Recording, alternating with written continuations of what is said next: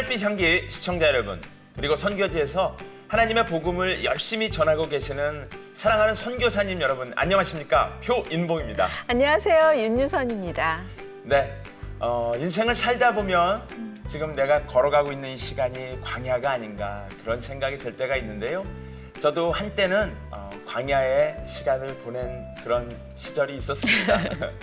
그때 정말 어렵고 정말 그렇게 힘들게 터벅터벅 걸어갈 때 하나님께서는 또 은혜를 베풀어 주셔서 말씀과 찬양을 만나와 메추라기처럼 우리들에게 그렇게 내려주시는 게 아닌가 그런 생각을 하는 때도 있었던 것 같습니다. 네, 진짜 오히려 광야의 시간이 축복의 기회가 될 수도 있다고 말씀하시잖아요. 네. 참 뭐 얘기는 쉽지만 사실 그때 오히려 낙심하게 되고 하나님을 멀리하게 되는 분들도 계실까 안타까운 마음이 드는데요.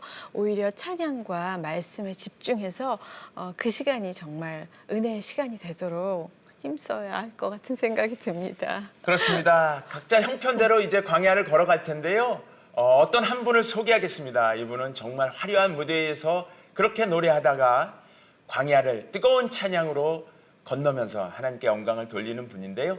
대한민국 오페라 대상 남자 주역상을 수상한 테너 강신모 집사님을 모시고 얘기를 나눠보도록 하겠습니다. 네, 먼저 소개 영상 보시고 모시겠습니다.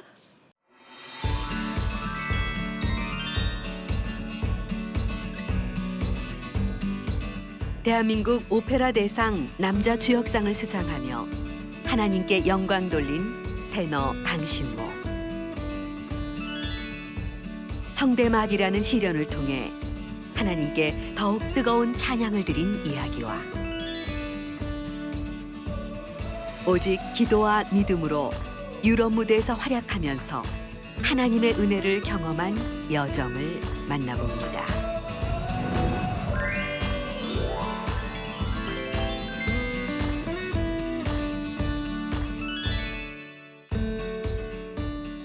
네, 집사님 나와주셔서 감사합니다. 안녕하십니까. 네, 반갑습니다. 반갑습니다. 아주 멋지시네요. 아유, 감사합니다. 네.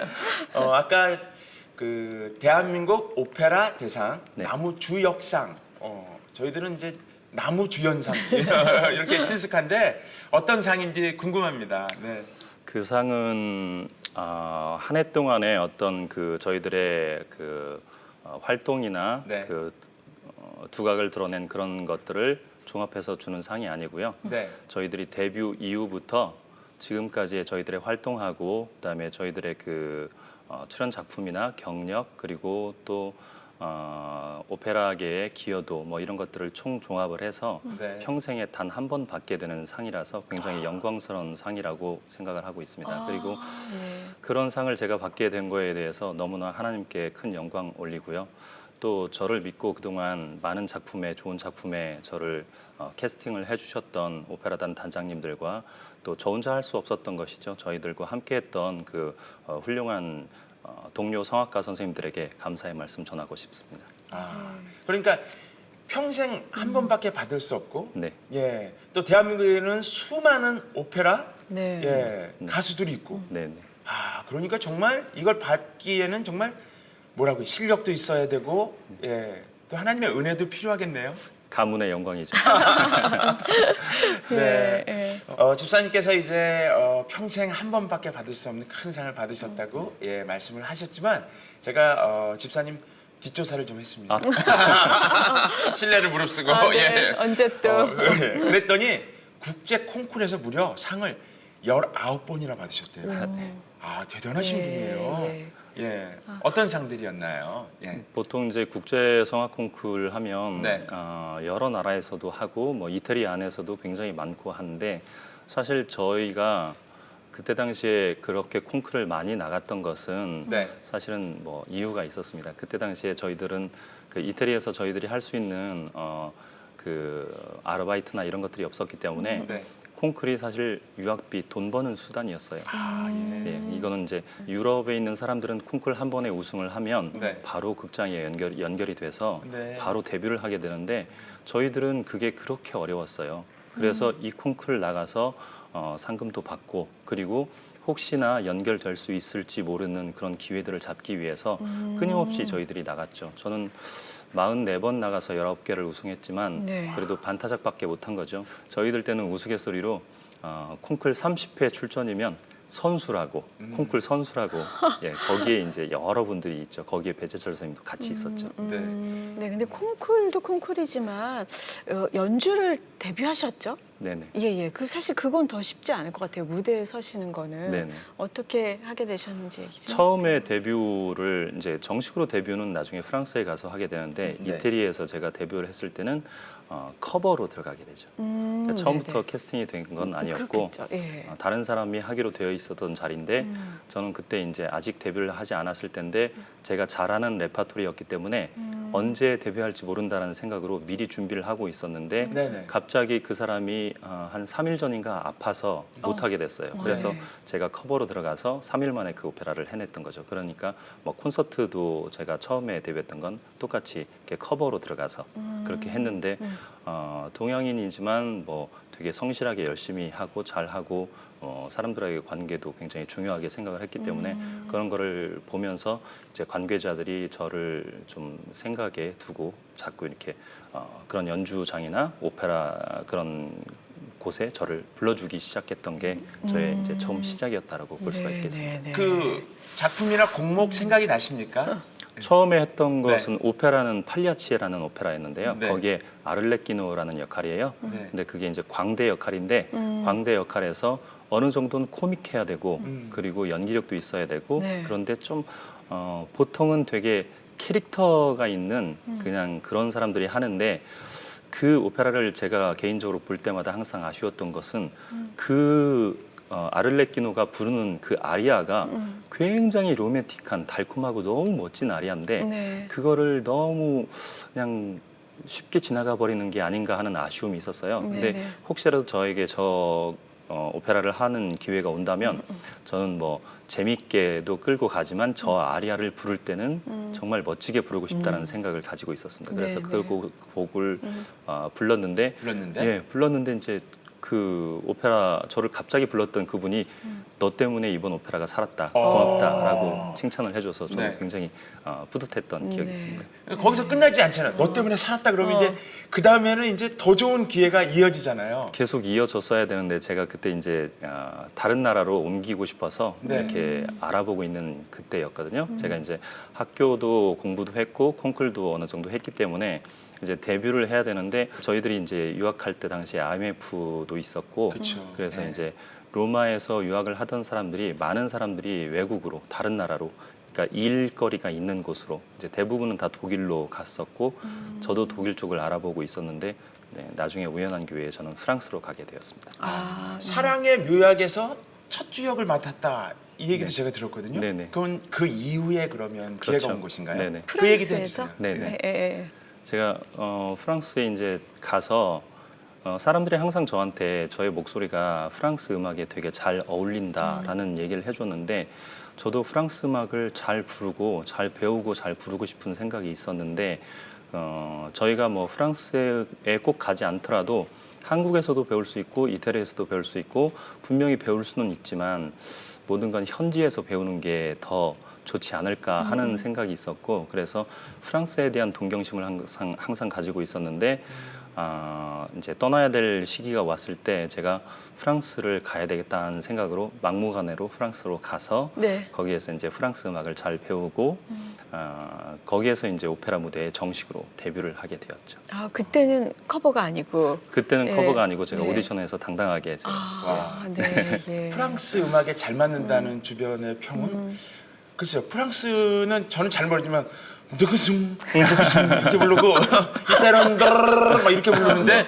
아마 그런 어떤 잘 맞는 건가요? 제가 그 노래를 부르는 스타일 자체가 네. 좀 막 강하고 세게 부르는 것보다는 좀 로맨틱하게 달콤하게 감미롭게. 예, 그렇게 부르는 스타일을 되게 선호하고 그런 레파토리를 더 잘 하다 보니까 네네. 프랑스 음악 하면 굉장히 로맨틱한 느낌으로 되게 봄과 가을에 듣기에 너무 좋은 그런 음악처럼 많은 사람들이 인식하고 있지 않습니까? 네네. 더군다나 이제 연인에게 부르는 그런 사랑의 노래들은 프랑스 음악을 따라갈 수 있는 게 없는 것 같습니다. 그렇군요. 근데 이제 노래를 하면은 이렇게 떨리면은 막 소리가 뭐 좀 흔들릴 수 있잖아요. 그렇죠. 그럴 때 이제 첫 무대 서실 때 그 어떻게 극복하셨는지 궁금합니다. 저희 옛날에 이태리에서 배우던 선생님께서 네. 저에게 해주셨던 말씀을 떠올렸었죠. 네가 어디 가서 노래를 하든지 간에 그 객석에 어떤 대단한 사람이 있을 수 있다. 하지만 그 순간에 너는 오늘 네가 주역이고 그분은 너의 음악을 들으러 온 관객의 한 사람이다. 그러니까 대통령이 앞에 있더라도 너는 너의 할 일을 해야 된다라는 얘기를 해주셨어요. 그러니까 그런 프로정신을 가지고 노래를 할 생각을 하니까 첫 무대라서 올라가기 전까지는 매우 떨었지만 네네. 올라가서는 제가 해야 될 거를 최선을 다해서 한다는 마음으로 하다 보니까 집중도 더 잘 되고 뭐 이렇게 많이 떨지 않았던 것 같습니다. 기도하고 올라가서. 올라가시진 않으셨어요? 물론 저는 항상 기도를 하고 올라가죠.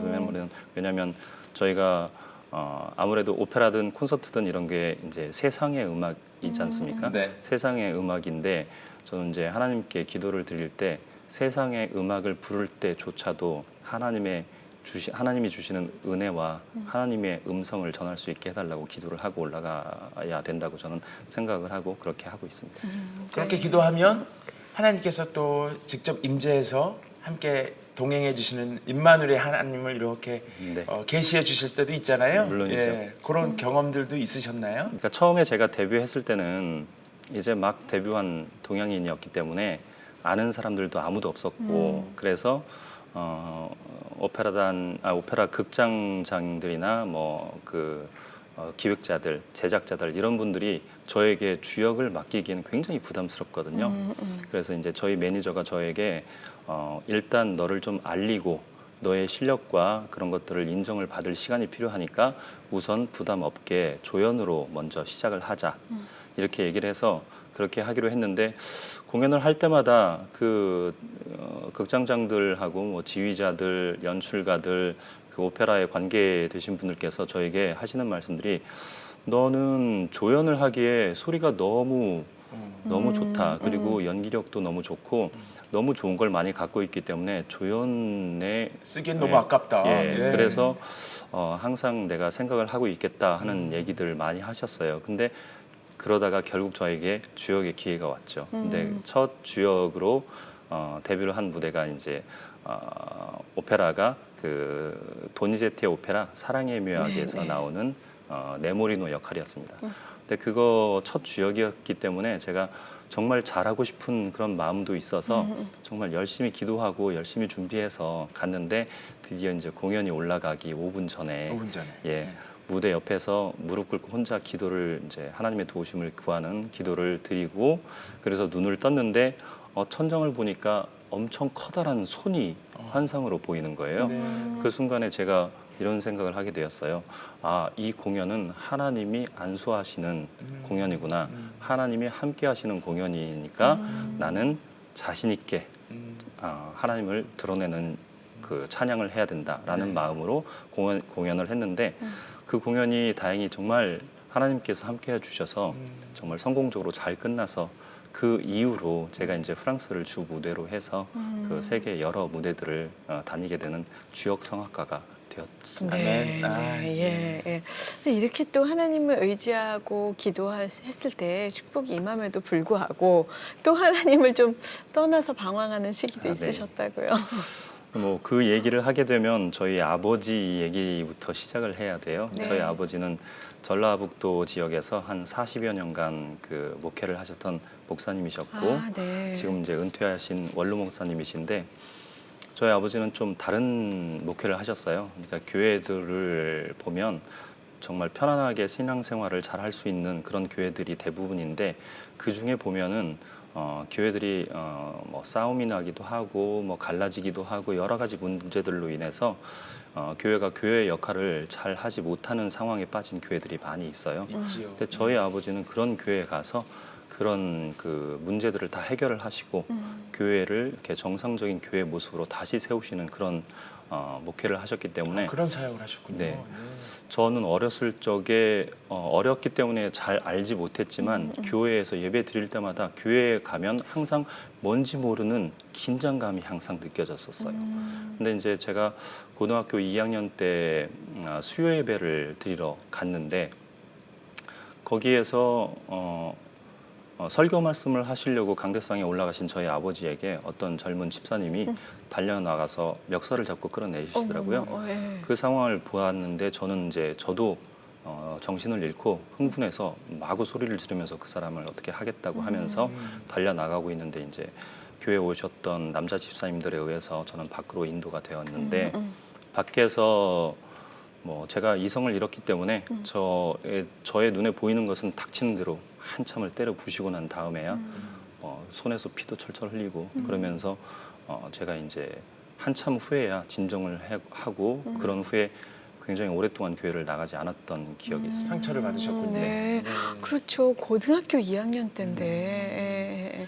근데 아버님 네. 목사님도 굉장히 특별한 사역을 하셨어요. 네네. 이렇게 분쟁이 있는 교회를 방문해서 예, 해결을 해주시는 그런. 그래서 그때는 뭐 지나갔지만 최근에 이제 다 성장해서 네. 아버지께 제가 이런 질문을 드렸었거든요. 아버지는 도대체 어떻게 그런 힘든 목회를 하셨습니까? 이렇게 여쭤봤더니 아버지께서 하시는 말씀이 그거 내가 하려고 했으면 못했지. 그리고 하나님께서는 그런 교회에도 그 분들도 사랑하셔서 구원하시고자 그 일을 감당할 누군가 필요했는데 그게 하필이면 나였을 뿐이고 나는 그냥 하나님의 일을 하나님이 명령을 따라서 일을 했을 뿐이다. 너네들이 그걸로 인해서 뭐 상처받았던 것들이 정말 아버지로서는 정말 미안한데 나는 하나님이 하라고 하신 하나님의 일을 했을 뿐이었다라고 말씀하셨습니다. 그러면은 그건 한참 지난 후에 말씀을 네. 아버지랑 나누신 거고 네. 그 당시는 아빠하고 관계가 어땠을까요? 예. 아버지는 굉장히 사랑했고 그렇지만 아버지가 너무 힘든 목회를 하고 계셨기 때문에 아버지와의 대화는 거의 없었죠. 왜냐하면 아버지는 항상 제가 학교 갔다가 들어오면 아버지가 이렇게 마루에 누우셔서 이렇게 머리에 손을 얹고 굉장히 고통스러워하고 계시는 모습을 뵀었어요. 그때 제가 저 혼자 그냥 느꼈던 것인데 저러다가 우리 아버지가 돌아가실 것 같다 하는 생각이 들 정도로 그러니까 아버지를 보는 제 마음이 너무 안 좋았고 뭐 그러다 보니까 저도 학교를 다니는 동안에 너무 이제 어두운 마음을 가지고 살았죠. 그러니까 항상 속에서 화가 항상 있었고 네. 이제 친구들하고도 관계도 썩 좋지 않았고 하루 종일 한마디도 안 하고 마음속에서는 항상 화가 있으니까 친구들하고 혹시라도 얘기하다가 시비가 붙으면 제가 좀 안 좋은 일을 하게 될 것 같고 막 그러니까 웬만하면 친구들하고도 이렇게 섞이지 거리를 않으려고 두고. 하고 예. 그러니까 하루 종일 말도 안 하고 그렇게 지내다 보니까 저도 뭐 어느 날은 입에서 냄새가 날 정도로 입을 닫고 살았던 적도 있고요.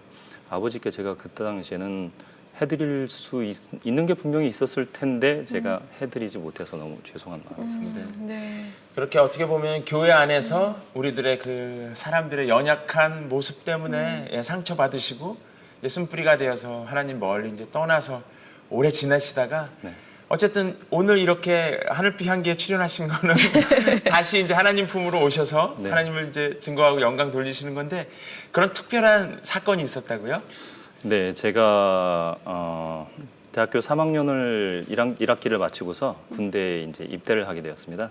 근데 입대를 해서 군악대에서 복무를 하고 있었어요. 네네. 근데 이제 제가 있었던 군대에서는 뭐 자주 이제 군단에서 있었는데 군단 행사가 있었는데 거기에서 제가 애국가를 항상 부르고 있었어요. 예. 근데 어느 날 애국가를 부르는데 소리가 전혀 나오질 않는 거예요. 어머.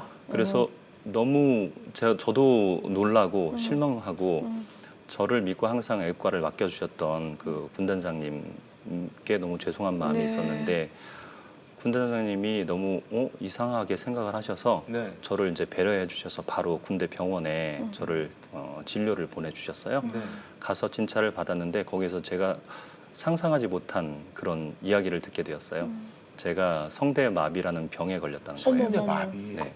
결절도 아니고 다른 네. 건가요? 결절도 아니고 뭐 네. 폴립이나 다른 것도 아니고 성대마비라는 건데 저는 그때 성대마비라는 병이 있는지도 몰랐거든요. 저도 지금 처음 처음 들었습니다. 들어보셨어요? 예. 성대마비가 어떤 병이냐면 성대가 움직이지 않아서 소리가 나오지 않는데 그냥 그걸로 끝나면 괜찮은데 사실은 이제 성대가 이렇게 닫혀 있는 상태로 마비가 왔을 때는 호흡을 할 수가 없는 상태. 그래서 성대 마비는 호흡곤란으로 생명을 잃게 되는 병이었어요. 네네. 그래서 이제 저는 그 얘기를 듣자마자 바로 병원에 입원을 하게 되었고 거기에서 이제 뭐 투병 생활이라고 해야 되나 그런 걸 하기 시작했어요. 근데 저는 움직여도 안 되는 거예요. 움직이다가 목 주변에 있는 근육들이 자극을 받아서 성대가 이렇게 다친 상태로 마비가 오면 호흡이. 생명을 잃게 되니까 그렇지 않게 하려고 저는 하루 종일 침대에 누워서 천장만 보면서 누워 있었어야 돼요. 근데 어느 날은 이제 점호가 끝나고 자려고 누워 있는데 네. 갑자기 숨을 쉬기가 너무 힘들어지기 어머머. 시작하는 거예요. 네네네. 그래서 이게 왜 그러지 근데 소리가 안 나오니까 뭐 누구한테 도움을 청할 수도 없고 그래서 제가 누워 있는 침대를 마구 두들겼습니다. 그랬더니 불침번 보고 있는 병사가 와서 저의 상태를 보고 저를 바로 이제 응급실로 데려가게 되었죠. 네네. 근데 거기에서 한 7시간 정도 사경을 헤매다가 새벽 5시쯤 되었을 때 이제 성대 마비가 서서히 풀리기 시작해서 호흡을 다시 정상적으로 하기 시작했어요. 그래서 병실로 다시 옮겨졌는데 군의관 선생님께서 생각하시기에는 제가 이 상태로는 군 생활을 계속 할 수 없을 것이다라는 생각을 하셔서 저를 빨리 제대를 시키게 되었는데 그렇게 이제 하루 종일 천정을 보고 누워 있는 상황 속에서 제가 할 수 있는 게 아무것도 없잖아요. 네. 그러니까 아까 말씀하셨던 광야가 저에게 찾아온 거예요. 그러네요. 그래서 예. 그때부터 이제 저도 하나님을 찾기 시작했고 거기에서 이제 제가 기도도 매 순간 기도를 하기 시작했고 하나님 저 좀 살려주세요. 그리고 저에게 다시 음성을 좀 주세요. 그렇게 기도를 하기 시작했고 그다음에 뭐 성경 말씀도 보기 시작하고 그리고 마음속으로도 계속 끊임없이 찬양을 하기 시작했습니다.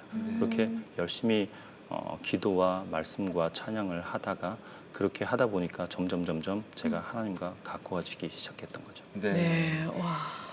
그 마음속으로 이제 성대 마비가 온 상태에서 다시 하나님을 구하는 그 찬양을 시작하시고 기도를 시작하셨는데 그게 어떤 찬양이었는지 여쭤봐도 될까요?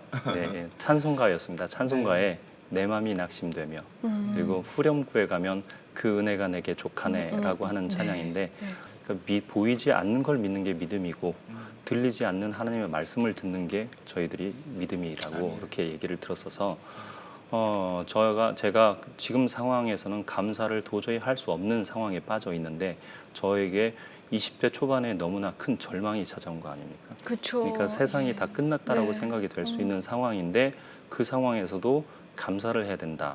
그리고 이렇게 나에게 주신 이 은혜가 나에겐 족한 것이다라는 그런 하나님의 영감을 자꾸 주셔서 그 찬양을 수도 없이 반복해서 네. 찬양을 하게 되었습니다. 궁금합니다. 그때는 이제 마음속으로 부르셨겠지만 네. 지금 이 스튜디오에서 좀 불러주시면 어떨까 그런 생각이 드는데 네. 네, 불러주시죠. 내 맘이 낙심되며 근심에 눌릴 때 주께서 내게 오사 위로해 주시네 가는 길 캄캄하고 괴로움 많으나 주께서 함께하며 내 짐을 지시네 그네가 내게 족하네 그네가 족하네 이 괴로운 세상 나 지날 때 그네가 족하네.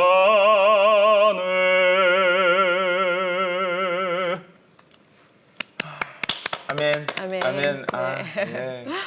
이렇게 해서 영적 회복을 하셨고 또 찬양을 부르지는 못하셨다 그랬잖아요. 네. 목소리는 어떻게 회복이 되셨는지. 그 목소리 회복되는 게 총 제가 이제 병원에 진료를 받기 시작해서 나았다라고 제가 제 목소리를 듣게 된 때까지 한 1년 6개월 정도가 지났죠. 말씀을도 할 수 없었던 거예요? 말은 뭐 할 수는 있었겠지만 말을 하면 바람 소리밖에 안 나오니까 뭐 안녕하세요 뭐 이런 식으로 얘기를 하야 되니까 성대가 진동을 안 하니까요. 바람 소리만 나오니까 말하기가 되게 불편했고 그래서 이제 저의 모든 대화는 글씨를 써서 대화를 했었고요. 예. 그렇게 하다가 군대를 제대하고 집에 들어가서 여전히 이제 천장 보면서 누워 있는 시간들이 계속되고 있었는데 어느 날 기침을 하게 됐어요. 네. 평소 같으면 기침을 할 때도 이렇게 바람 소리밖에 안 나오는데 그날은 기침을 하는데 목소리가 있더라고요. 그래서 이게 뭐지? 그래서 저도 모르게 이제 혹시 목소리가 돌아온 건가 하는 마음으로 발성을 한번 해봤습니다. 오랜만에. 예. 이렇게 소리를 해봤더니 소리가 돌아와 있더라고요. 어머머머머. 그러니까 이거 그래서 제가 너무 놀라고 너무 감사해서 이제 기도를 드렸죠. 무릎 꿇고 하나님, 저에게 다시 살게 하신 겁니까? 저에게 다시 음성을 주신 겁니까?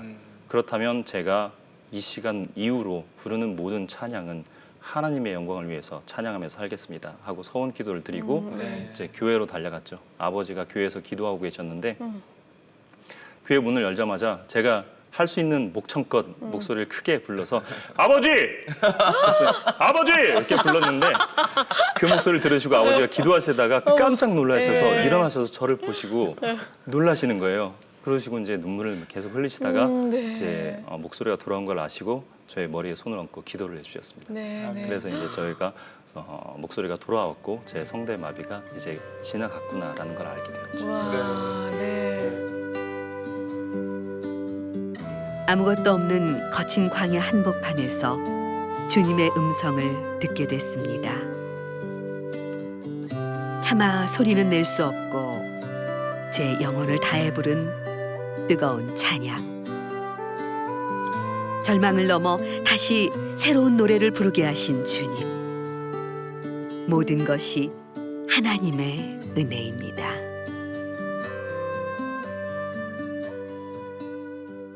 이렇게 성대가 회복이 기적같이 됐는데 예. 어떻게 그 다음에 이제 학교 생활을 하신 거예요? 아니면 갑자기 유학을 가시겠다고 하셨다 그랬는데요? 학교는 졸업하고 유학을 네. 갔습니다. 아, 네네. 학교는 졸업을 했는데 뭐 좋은 성적은 아니었죠. 네, 겨우 졸업을 했는데 제가 모르겠습니다. 그냥 아무 생각 없이 유학을 가야 되겠다고 생각을 했어요.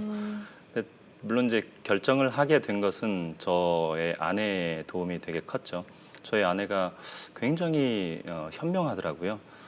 저는 이제 뭐 집안의 형편이 그렇게 여유로운 게 아니었기 때문에 유학비를 좀 모아서 그렇게 가야 될 것 같았는데 저희 아내는 아니다.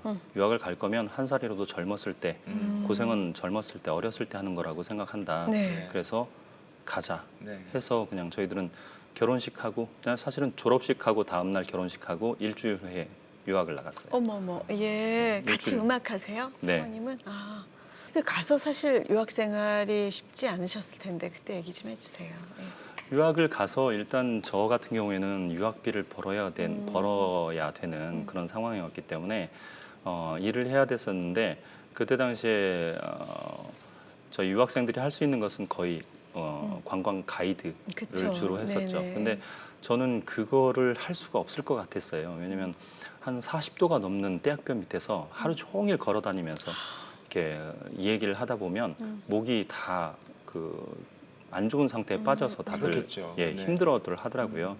근데 저는 옛날에 또 목이 아팠던 병력도 있고 그래서 제가 노래를 하고 싶은 게 저의 목표인데 괜히 저걸 하다가 만약에 제가 노래를 또 못하게 되는 상황에 빠지면 어쩌나 그렇죠. 하는 마음 염려가 때문에 되죠. 그걸 못하고 있었는데 어느 날 이태리 친구가 네. 전화를 했어요. 저한테 레스토랑에서 노래하는 게 있는데 한번 해볼래? 하길래 그건 뭐 저희가 선택의 여지가 없었죠. 당연히 하겠다고 하고 갔는데 그 레스토랑은 그냥 저희들이 알고 있는 그냥 일반적인 이태리 레스토랑이 아니었어요. 네. 그러니까 관광객들을 상대로 하는 식당이었는데 매일 밤 한 300명 이상이 예약이 되면 많네요. 그러면 이제 성악가들을 불러서 콘서트를 해주는 극장식 콘서트 네. 디너쇼 레스토랑이었어요. 같은 네, 그런. 네, 네. 예. 그러다 보니까 매일 밤 가서 노래를 했는데 매일 밤 적어도 500명 이상이 항상 앉아 있었고 예. 그곳에서 매일 노래하고 벌어온 걸로 낮에는 공부하고 저녁엔 노래하고 이렇게 해서 그걸로 제가 유학비를 다 했죠. 와. 연습하면서 유학비를 네. 벌 무대 그렇게 경험을 또 쌓으면서 인도해 네네.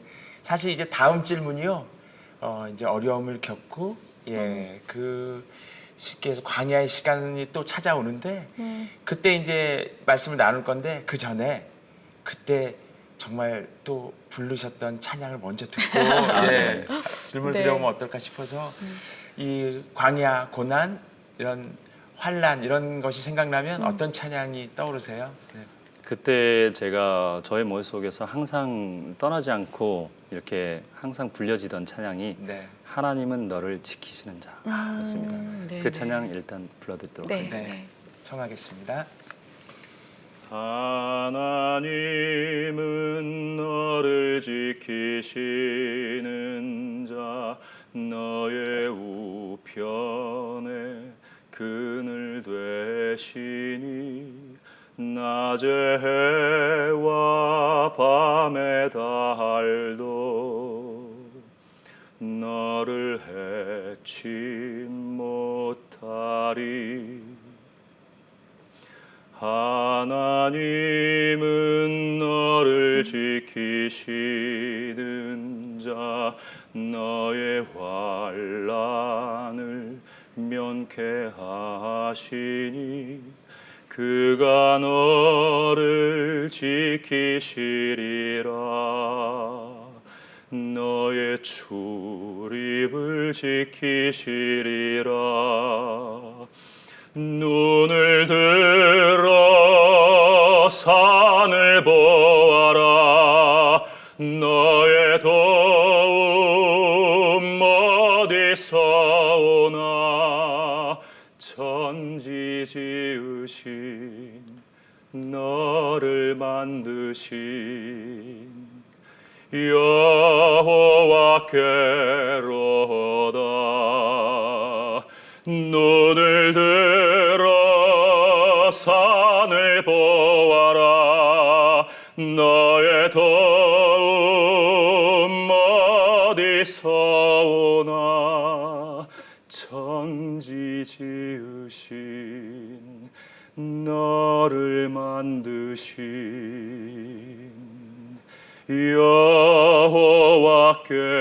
여호와께로다 천지 지으신 너를 만드신 여호와께로다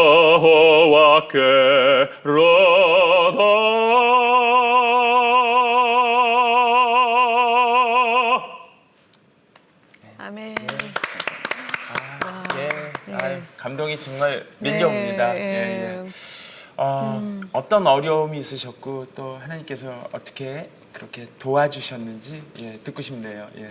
그 데뷔 초기에는 아무래도 공연이 많지 않았기 때문에 네. 경제적으로도 굉장히 어려웠고 또 한 번은 제가 어느 극장에 캐스팅이 되어서 갔는데 프랑스에서요? 네, 네네. 프랑스에서 캐스팅이 되어서 갔는데 첫 연습 시작하고 3일 되었을 때 일방적으로 해고를 당했어요. 어머머. 그래서 그 이유가 뭐냐고 물어봤더니 저에게 제가 그때 이제 오페라가 프랑스 코믹 오페라인데 거기에서 제가 사용하고 있는 프랑스어가 딕션이 발음이 조금 너무 외국인 같다라는 얘기를 하는 거예요. 근데 제가 맡았던 역할이 왕자였지만 외국인 왕자였거든요. 그러니까 제가 생각하기에는 오히려 제가 좋은 발음을 갖고 있지 않다면 그게 오히려 그걸 재밌게 끌어갈 수 있는 좋은 재료라고 생각을 했는데 그걸로 저를 해고를 했다는 것은 부당하다는 생각이 들더라고요. 네네. 그래서 극장에 이제 어필도 해보고 했지만 전혀 반응이 없었어요. 그래서 그런데 어느 날 이제 저의 프랑스인 친구하고 같이 식사를 하다가 제가 그 당했던 이런 불이익에 대해서 얘기를 했더니 그런 이유라면 해고 사유가 안 되는 것 같은데 내가 한번 연락해볼게 그러더라고요. 근데 그 친구가 직업이 변호사였거든요. 아, 네. 그러다 보니까 연락을 하자마자 5분도 안 돼서 극장에서 답이 온 거예요. 제가 받기로 되어 있던 출연료 전액을 다 100% 지급을 하겠다. 근데 그쪽에서 생각하기에는 아무래도 제가 변호사를 선임해서 소송까지 가고 복잡한 일이 생길 것 같으니까 그러기 전에 빨리 합의해서 끝내야 되겠다는 생각을 했나 봅니다. 그래서 저는 일도 하지 않고 그걸 다 받게 되었는데 뭐 자세한 내용을 알고 보니까 결국은 그게 89년도에 툴루즈라는 극장에서 이렇게 만들어졌던 그런 그 프로덕션이었는데 네. 그때 그 연출가가 오면서 그때 함께했던 성악가들을 다 데려오고 싶었던 거예요. 아. 그랬는데 저는 극장장이 오디션을 해서 뽑아서 거기에 넣어놓았다 보니까 와서 보니까 자기랑 같이 했던 그 사람이 아닌 거예요. 그러니까 그 사람을 불러오고 싶어서 극장장을 설득을 해서 저를 이제 해고를 하게 만들고 그 사람을 오게 했던 거죠. 네네. 어떻게 그럴 때 어떻게 그걸 견디셨어요? 네. 견딜 수 있는 거는 뭐 기도하고 찬양밖에 없었고 아까 불러드렸던 하나님은 너를 지키시는 자 너의 환난을 면케하실 거라는 그런 찬양을 계속 부르면서 견뎠고요. 또 나중에 제가 길을 걸어가고 있는데 네. 뒤에서 자동차가 와서 브레이크도 밟지 않고 저를 받았어요. 어머머. 교통사고 나고. 네, 네. 네. 그래서 제가 공중에 한 2m 정도 떴다가 땅에 떨어졌는데 예. 다행히 제가 종아리에 타박상만 좀 심하게 입고 다른 데는 전혀 문제가 없어서 네. 제 의사 선생님 말로는 한 일주일 정도 지나면 네. 멍도 서서히 풀려가고 통증도 없어질 것이다. 그러니까 안심하고 집에 가라라고 얘기를 해서 제가 집을 갔어요. 근데 일주일이 다 돼가는데도 나아지기는커녕 점점 더 아파지고 너무너무 아파서 견딜 수가 없어서 네네. 병원에 갔더니 의사 선생님이 정말 행운이라고 기적이라고 당신이 1시간 반만 늦게 왔으면 당신이 또 죽게 된다는 거예요. 왜요? 왜 그러냐면 종아리에 뭉쳐있던 죽은 피가 저의 혈관을 타고 지금 심장 쪽으로 가고 있다는 거예요. 어머머머. 그래서 그게 무서워라. 예. 심장에 들어가게 되면 제가 또 심장마비로 죽게 된다는 거였어요. 그래서 이제 응급처치를 하고 제가 이제 기적적으로 또 한 번 살게 되었는데 그때마다 뭐 저에게는 너무나 힘든 시간이었고 더군다나 저와 함께하고 있는 저희 가족은 저희 아내는 너무나 힘든 그런 시기를 그러셨겠네요. 보내고 있었죠. 네. 그때마다 저의 마음속에선 아까 불러드렸던 하나님은 너를 지키시는 자 찬양이 정말 끊일 수가 없었습니다. 네네. 하나님 집사님 엄청 사랑하시는 그런 마음이 듭니다. 네네. 그래서 한국에 돌아와서 이제 활동을 하셨는데요. 네. 어떻게 오게 되셨는지 좀. 처음에는 어느 날 한국에서 전화가 왔어요. 전화가 왔는데 저희 어머니께서 위독하시다는 거예요. 네. 근데 어머니가 몸에 피가 안 만들어져서 어머. 계속 수혈을 받고 계시지만 그래도 위험하셔서 혹시라도 돌아가실지도 모른다. 그래서 빨리 와야 되겠다 해서 일단 제가 들어왔는데 제가 도착한 날부터 저희 어머니가 하루가 다르게 회복을 하시는 거예요. 어머. 어떤 분들이 그러시더라고요. 그게 아들병이라고. 아, 그런가 아들 보다. 보고 싶으셔서 네. 생긴 병이었는데 네. 어머니는 한 달 만에 기적적으로 다 소생하셔서 지금까지 건강하게 살고 계시고 세상에. 네. 그때 당시에 저는 이제 어머니가 소생하시는 걸 보고 다시 프랑스로 돌아갔는데 제가 너무 오랫동안 나가 있었기 때문에 연세에 들어가 계시는 저희 부모님들을 너무나 제가 돌봐드리지 못했기 때문에 아들로서 이래서는 안 되겠다 하는 마음으로 이제 한국으로 돌아가야 되지 않을까 하는 생각이 있었는데 그래도 하나님께서 저를 인도하시는 길이 어딘지를 몰랐기 때문에 제가 이제 저의 앞날을 놓고 특별 기도를 시작을 했었습니다. 근데 어느 날 기도하는데 이제 기도 가운데 제가 잠깐 잠이 들었는데 꿈속에서 환상을 또 보여주셨어요. 제가 한국에서 이렇게 찬양하는 모습과 그리고 한국에서 그 아이들을 가르치고 있는 모습을 보여주셔서 저희들이 바라는 그냥 환상 아니었을까 하는 생각도 들 수 있지만 저는 네. 그게 하나님께서 보여주신 저의 미래라고 생각을 했고 네. 그래서 한국으로 돌아오기로 결심을 했습니다. 네.